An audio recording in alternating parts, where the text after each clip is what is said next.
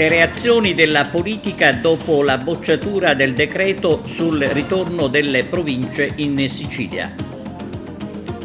Sul caso della giovane che ha accoltellato il fratello interviene oggi il sociologo Francesco Pira. La protesta con i trattori per strada continuerà senza risposte soddisfacenti. Intanto questa sera se ne parlerà al Festival di Sanremo. Il ritorno alla normalità della struttura del Palacongressi segna altri importanti appuntamenti. Questa sera sarà la volta di Giorgio Pasotti.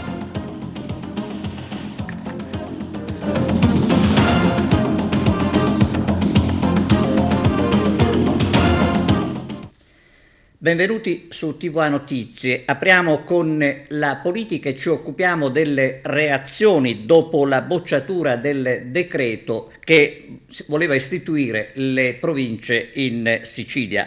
Un duro colpo intanto per la maggioranza. Margherita Trupiano. La legge sulle province non sa da fare, naufragato infatti miseramente uno dei punti cardine del programma del governo regionale retto da Renato Schifani, un dato che evidenzia il malumore e le precarie condizioni di una maggioranza che con i 13 franchi tiratori che hanno votato contro mostra la sua debolezza. È stato bocciato all'Ars con voto segreto il disegno di legge per il ripristino delle province, una votazione chiusasi con 25 voti favorevoli e 40 contrari, e per il segretario nazionale della Democrazia Cristiana Totò Cuffaro è stato anteposto l'interesse proprio a quello della comunità. Giorgio Assenza, capogruppo all'Ars di Fratelli d'Italia, si dice rammaricato per la bocciatura. Stefano Pellegrino, presidente dei deputati di Forza Italia all'Ars, dice che oggi hanno perso i siciliani. Dello stesso tenore sono le dichiarazioni di Marcello Caruso, coordinatore regionale di Forza Italia, per il quale è una sconfitta per i territori.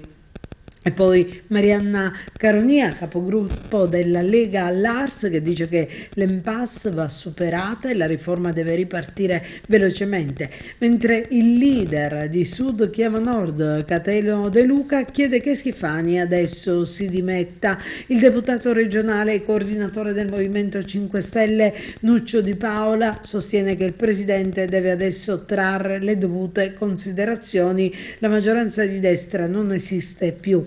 Michele Catanzaro, capogruppo del PD all'Ars, afferma che il centrodestra si sgretola nuovamente.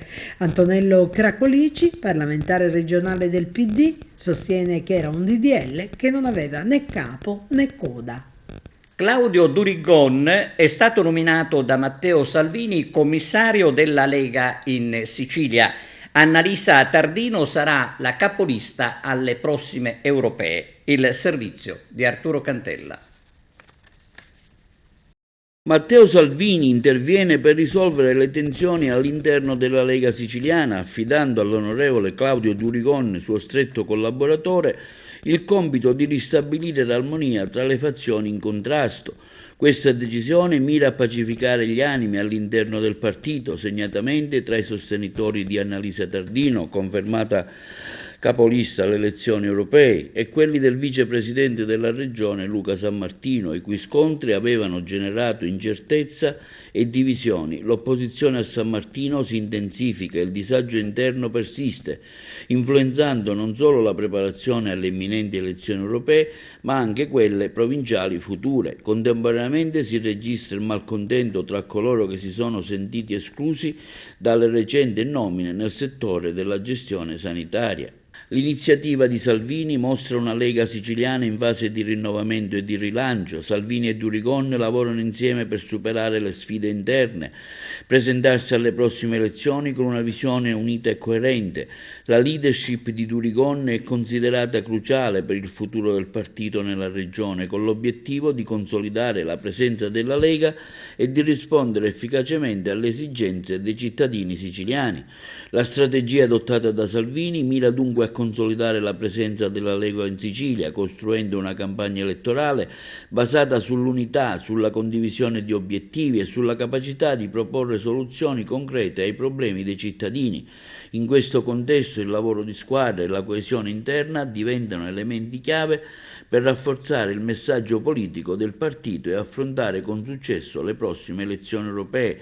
Con questa nomina la Lega in Sicilia si prepara alla fase delle politiche europee con l'obiettivo di consolidare la propria presenza sull'isola e di rispondere con efficacia alle esigenze dei cittadini, confermando il proprio impegno a favore dello sviluppo e del benessere dei siciliani. La leadership di Claudio Durigon sarà dunque cruciale per affrontare le sfide future, per assicurare che la Lega in Sicilia possa continuare a essere un punto di riferimento importante nel panorama politico regionale, capace di interpretare e di rappresentare al meglio le istanze della comunità. Sul recente episodio di Favara dove un ragazzo è stato accoltellato dalla sorella perché il rumore della PlayStation la disturbava, interviene il sociologo Francesco Pira. Ascoltiamo il suo contributo. La notizia della sorella 17enne che ha accoltellato il fratello 16enne perché faceva molto rumore con la sua PlayStation e lei non riusciva a studiare, mi ha molto colpito.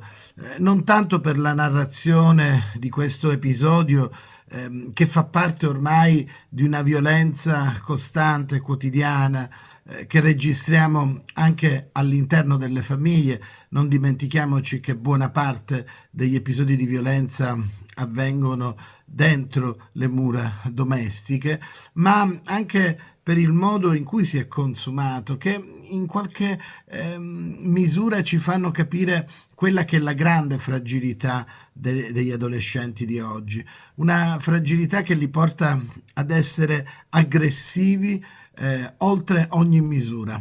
Una coltellata, più coltellate sferrate al fratello che oggi in prognosi riservata rischia la vita perché non si riesce a sopportare un rumore. È così semplice? È davvero così da raccontare questa storia? O dietro invece ci sono substrati anche di difficoltà, di momenti non superati, di liti in famiglia? Non c'è la voglia di discutere su come si può trovare una soluzione. Forse è tutto troppo semplice e quando accade un episodio di questo tipo, o accadono episodi ancora più gravi, penso ai suicidi degli adolescenti, penso agli adolescenti che stanno chiusi in una stanza che diventano i hikikomori, cioè chiusi al buio, attaccati al loro tablet, al loro PC, comunque in una condizione di grande solitudine. Allora forse c'è da riflettere su cosa la società non è capace di fare per dare una risposta concreta. In questo accoltellamento tra una sorella e un fratello non c'è solo la musica ad alto volume della PlayStation o il rumorino fastidioso di un videogioco. Probabilmente c'è molto altro che la società non riesce più a leggere ed è questo quello su cui dobbiamo interrogarci. Che cos'è il rispetto per l'altro? Che cos'è l'idea che la vita umana ha un valore? Come riusciamo noi ad incidere in termini di educazione in una società che ha questi problemi che sono davvero molto grossi, se all'interno di una famiglia si può consumare una tragedia come quella che si è consumata a Favara? E veniamo alla protesta degli agricoltori, alla legittima protesta, aggiungiamo noi. Ebbene, se non arrivano risposte soddisfacenti, la protesta continuerà. E stasera la rabbia approda al Festival di Sanremo. Margherita Trupiano. Non intendono fermarsi gli agricoltori che ieri si sono concentrati al bivio Tumarrano di Cammarata San Giovanni Gemini per rivendicare i loro diritti e che hanno già organizzato diverse riunioni e partecipato a scioperi e sit-in di protesta. Se continua così, dicono, ci muoveremo verso Roma. E in una nota il Comitato degli Agricoltori di Cammarata, San Giovanni Gemini, Castronovo e Musso Meli e tutto il comprensorio sottolinea come sia necessario non demordere dalla protesta contro le politiche agricole comunitarie, dicendo un fermo no al cibo sintetico, chiedendo la rivisitazione della PAC, aiuti immediati e urgenti per le aziende a causa della forte calamità naturale che il comparto sta attraversando. L'importazione dai paesi extraeuropei ci danneggia. La globalizzazione sta portando alla morte la nostra economia, lo dice Giuseppe Dadi, che è uno dei promotori del presidio, rappresentante di uno dei comitati spontanei che stanno protestando in questi giorni in tutta Italia. Subiamo un aumento impressionante dei costi produttivi a partire dal gasolio, eppure i nostri prodotti vengono svenduti, dice Giovanni Castronovo, che è un giovane imprenditore agricolo. Di fatto, conclude, lavoriamo in perdita perché i vincoli che ci impone l'Unione Europea stanno calpestando la nostra dignità. La fognatura di San Leone nuovamente scoppiata con rischio inquinamento. La segnalazione arriva da Mare Amico, che ha provveduto intanto ad avvisare AICA.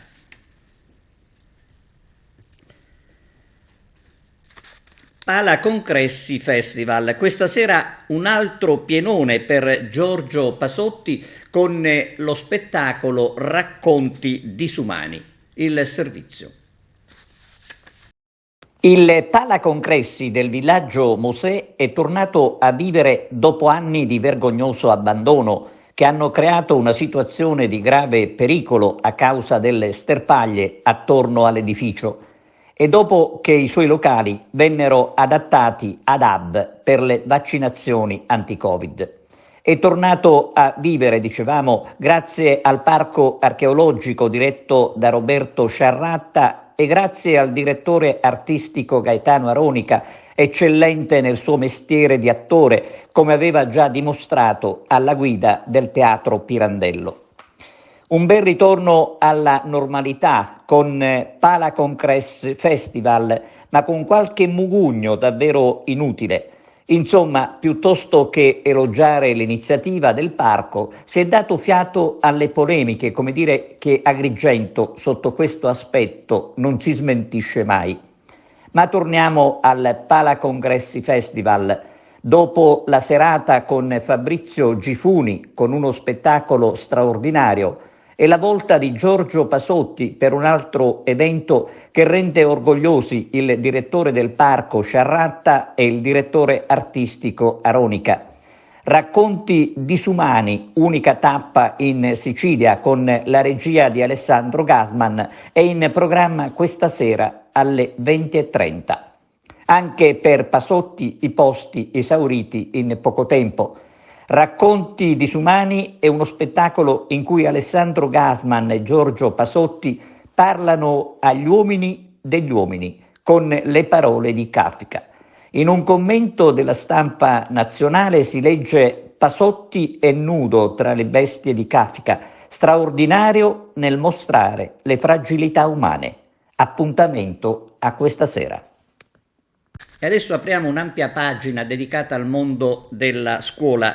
Le donne nella scienza, incontro al liceo scientifico Leonardo nell'ambito della settimana della cultura scientifica. Oggi qui al liceo Leonardo, presso la sede dell'Università di Palermo e di Agrigento, per intrattenere i ragazzi in questa settimana della cultura scientifica. Ecco, lei è un'esperta di informatica e anche di istruzione STEM. Ecco, quanto è importante un momento di questo e cosa si racconta ai ragazzi, cosa ha raccontato ai ragazzi? Allora, è importantissimo vedere i ragazzi della scuola, diciamo che l'università resti sempre a contatto con i ragazzi più giovani. In particolare io mi occupo di politiche di genere in informatica e oggi ho tentato di convincere le ragazze che non sono da meno rispetto ai ragazzi, che possono occuparsi di informatica anche loro, sebbene diciamo, la realtà ci dice che pochissime ragazze si occupano di informatica, mentre è la scienza che permette uno sviluppo del nostro mondo. Ecco, lei diceva nella sua relazione che sono importanti le fondamenta, non i dettagli, riferito evidentemente al corso di studi. Sì, diciamo, io penso che l'informatica e tutto il mondo informatico è talmente in evoluzione che è inutile stare dietro alle ultime uscite, all'ultima tecnologia. Bisogna restare ancorati comunque ai fondamenti, che restano sempre quelli, grazie a cui uno può crearsi la propria cultura legata al tempo che sta vivendo. Quali sono state le istanze che nel dibattito di oggi sono emerse, che arrivano proprio dai ragazzi?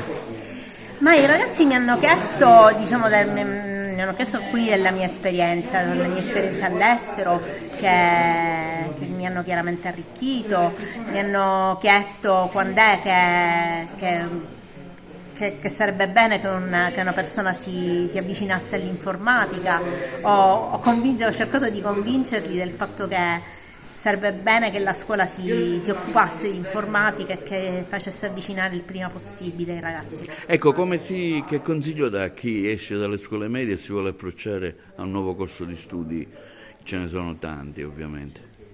Allora, dalle scuole medie purtroppo l'informatica si trova in pochissimi corsi di studio, si trovano nell'Istituto Tecnico Industriale in genere, i licei scientifici che fanno scienze applicate, tutto qua, i licei commerciali probabilmente si occupano di questo. Sarebbe bene che l'informatica fosse una materia di studio per tutti, perché stiamo andando verso un mondo che diventa sempre più informatizzato, in cui restare fuori da questo processo taglia fuori una parte della popolazione dal progresso, dalla ricchezza. Il valore della memoria per un percorso di pace è il titolo del convegno che si è tenuto all'Istituto Gallo di Agrigento, dedicato alle vittime delle foibe. Ci sono le interviste di Arturo Cantella.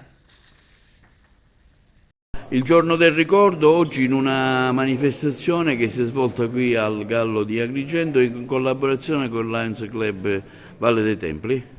Sì, abbiamo oggi realizzato un incontro ad altissimo valore formativo per far mantenere viva la memoria storica dell'eccidio delle foibe, dell'esodo di Fiume, di Istria, della Dalmazia, perché i nostri ragazzi conoscono questi argomenti purtroppo tristi, queste pagine tristi della storia, dallo studio della disciplina della storia quotidianamente svolto nelle classi, ma hanno necessità di essere informati, formati anche nel riconoscere la tragicità degli eventi, ma nello stesso tempo la pericolosità che questi eventi possano riproporsi. Purtroppo anche se sembrano fatti accaduti tanti anni fa, quindi molto lontani dagli anni che stanno vivendo i nostri giovani,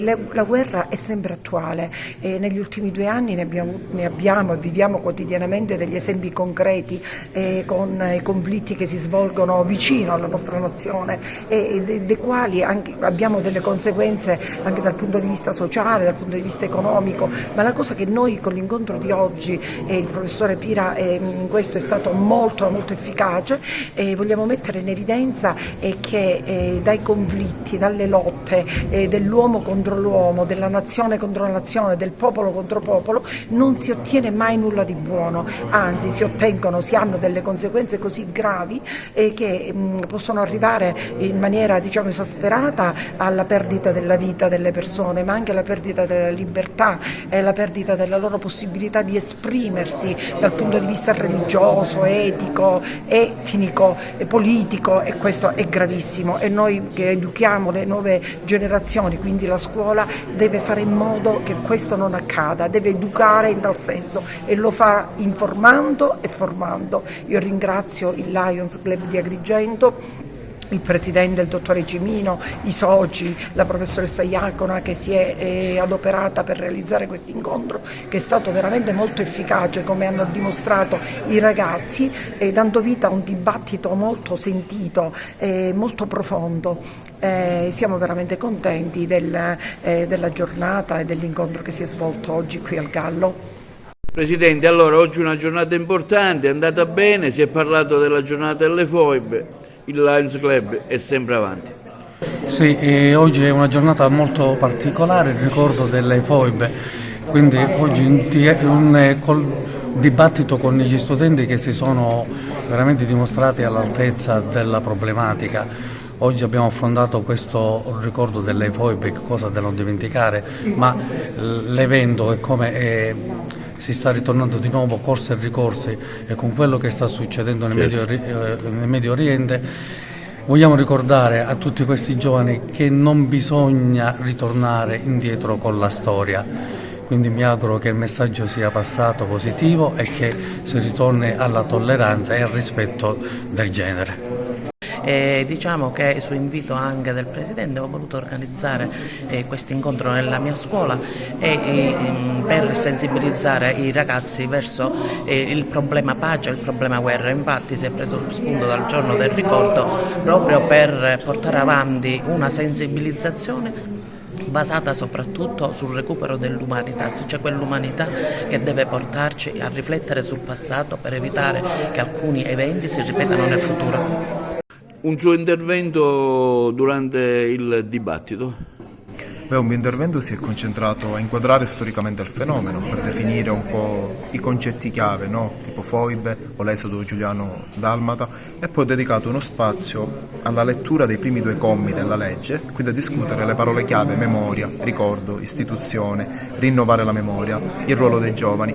Quindi ho cercato di ricontestualizzare il concetto di memoria legato alla mente, quello di ricordo legato al cuore, quindi alle emozioni, e poi di appunto parlare del ruolo attivo della memoria, cioè che deve essere messa in circolo, in discussione, e passivo nel senso di conservazione. Ovviamente le 2 cose vanno insieme, vanno di pari passo, e l'istituzione è il luogo per discutere attivamente queste tematiche. Professor Pira, ecco quanto è importante in questo momento, dove le guerre più che diminuire aumentano, parlare con i ragazzi per ricordare certi giorni della storia che hanno interessato i nostri padri. È importante che i ragazzi sappiano cosa è vero e cosa invece è verosimile, è importante che i ragazzi capiscono che non importa solo ricordare, ma importa esserci con senso di responsabilità e nel rispetto degli altri. Rimarcare queste cose è sicuramente sempre importante. Concludiamo la pagina dedicata alla scuola. Open Day al liceo Martin Luther King di Favara con un nuovo indirizzo, il Made in Italy. Arturo Cantella.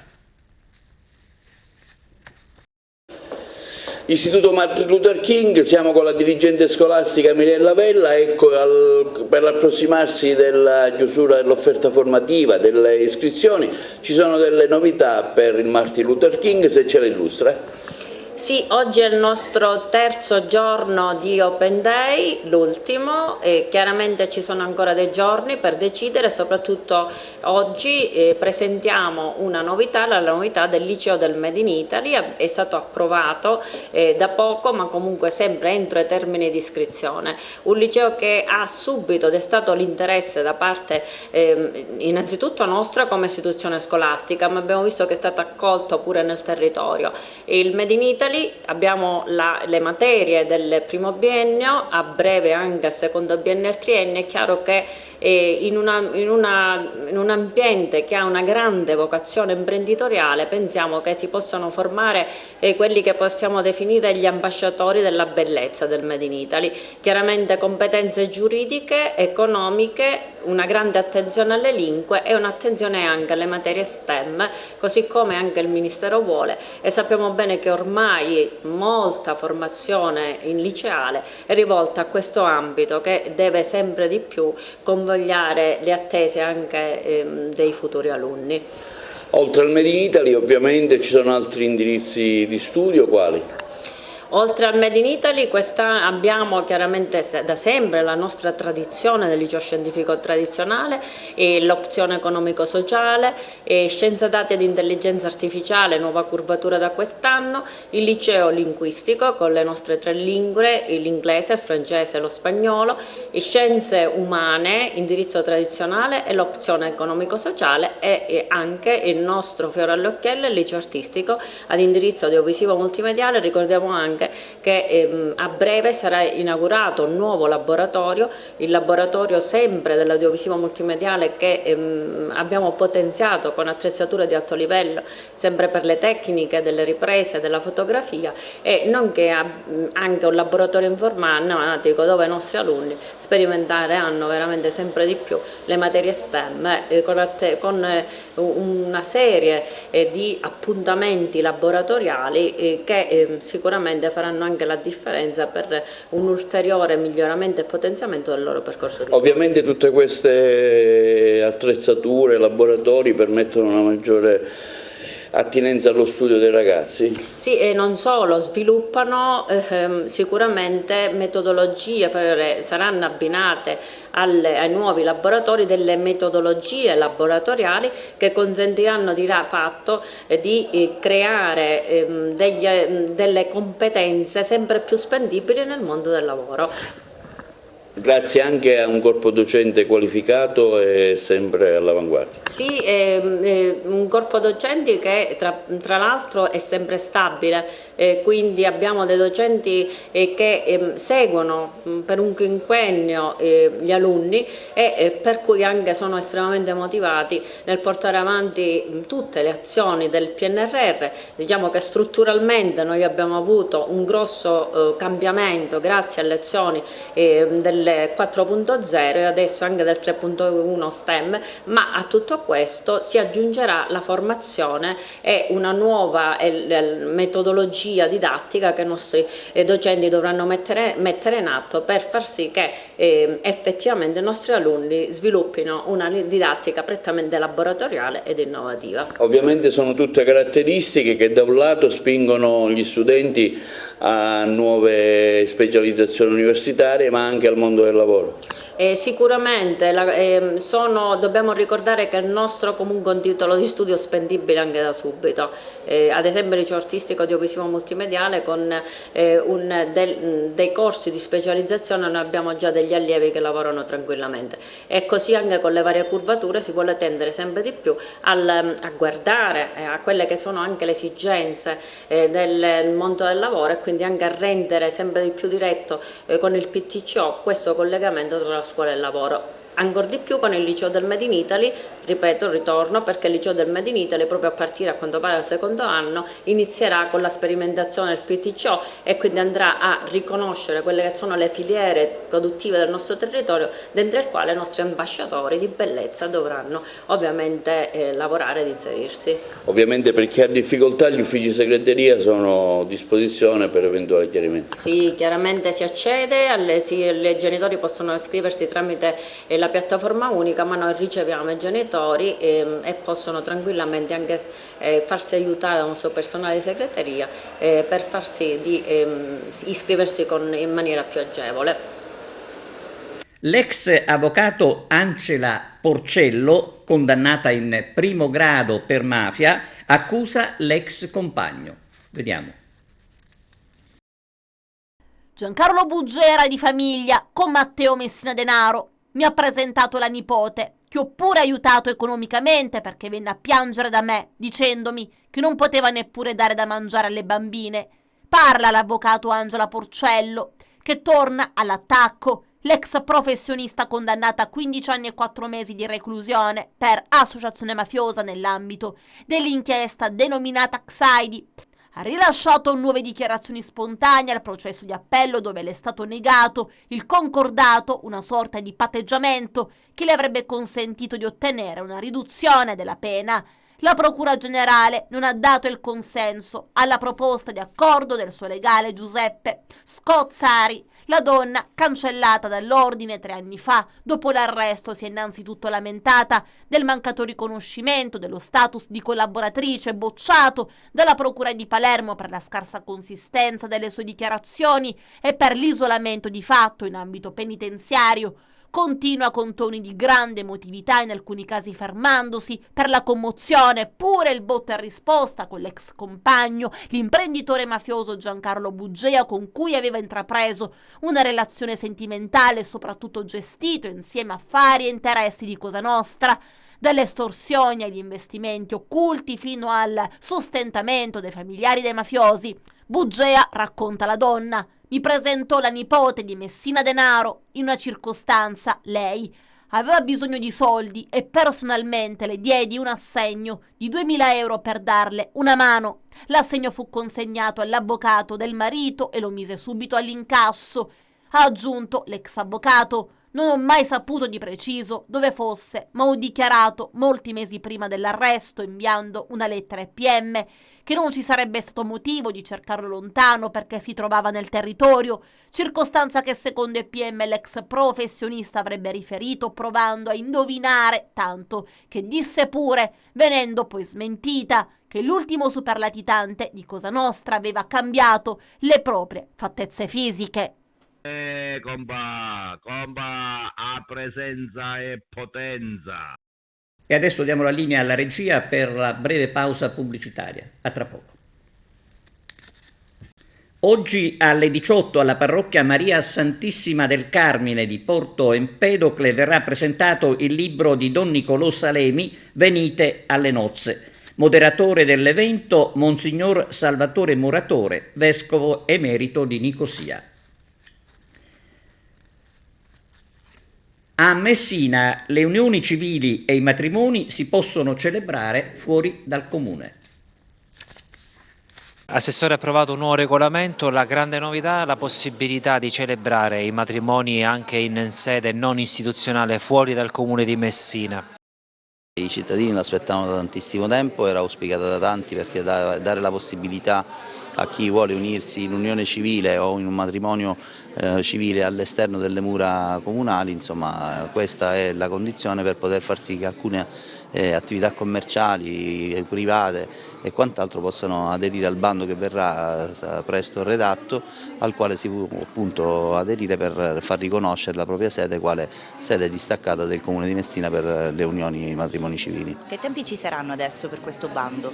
Dobbiamo attendere i 15 giorni della pubblicazione all'albo pretorio, dopodiché il bando, che è già in fase di stesura da parte del dirigente, verrà pubblicato e quindi una volta pubblicato il bando si procederà con tutto l'iter che prevederà appunto la selezione di questi nuovi siti dove sarà possibile appunto sposarsi o unirsi in unione civile a seguito di una verifica di una commissione all'uopo nominata per la valutazione. Quali sono le caratteristiche che dovranno avere questi siti?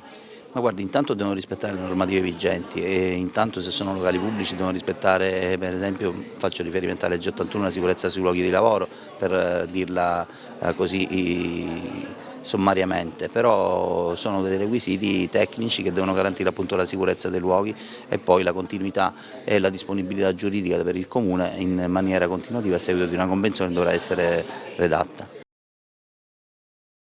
Restiamo a Messina per parlare del Carnevale 2024, presentate alla città le manifestazioni in programma.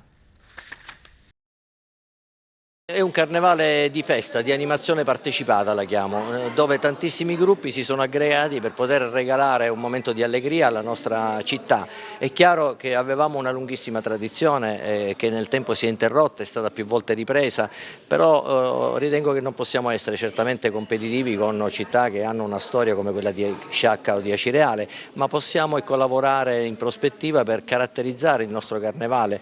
Mister Bianco ad esempio non a Carri, ma si caratterizza proprio per una sfilata di costumi, per cui possiamo immaginare di trovare un tema che ci faccia diventare diversi e attrattivi rispetto a tanti altri carnevali nel tempo. Quest'anno abbiamo voluto pensare ai bambini a Villa Dante, a una bella infiorata sabato alla Piazza Cheroli, E poi domenica e martedì una sfilata di un corteo che sia composto da tantissimi gruppi, da bande musicali, da scuole di danza, da scuole anche elementari, ognuno in costume, con anche la partecipazione di mezzi meccanici opportunamente addobbati e anche 2 trenini su cui ci saranno anche dei bambini speciali. Ci sono iniziative previste nei quartieri invece? Nei quartieri ce ne sono per loro tradizione, abbiamo anche invitato di scendere a valle e poi nel momento di potersi aggregare ai nostri, quelli di cui siamo al corrente in questo momento sono alcuni, tipo ad esempio Zafferia, Larderia, che hanno sempre organizzato qualche cosa, ma loro camminano perché hanno veramente una storia da raccontare, per cui continuano sulla loro tradizione. In città ci sarebbe sembrato strano non regalare questo momento particolare di allegria e lasciare la città spoglia. Tenete conto che siamo reduci di un Natale che veramente ci ha succhiato tante energie dal punto di vista veramente anche fisiche, anche economiche, e il Carnevale quest'anno è arrivato veramente a ridosso di queste feste, per cui altissimo, c'è i primi di febbraio. Quindi insieme all'assessore Cannata, all'assessore Minutoli, abbiamo cercato di fare squadra per poter arrivare a questo obiettivo che riteniamo che sia decoroso. Diciamo che questo è un test, se vediamo che la partecipazione è tanta, allora troveremo il coraggio e le energie e le forze per poter affrontare, ripeto, un carnevale particolare, pensandoci veramente per tempo. Già ad esempio molte città si appoggiano ad Acireale per poter per noleggiare anche costumi, carri, che possono anche creare quell'atmosfera particolare ancora più sostanziale.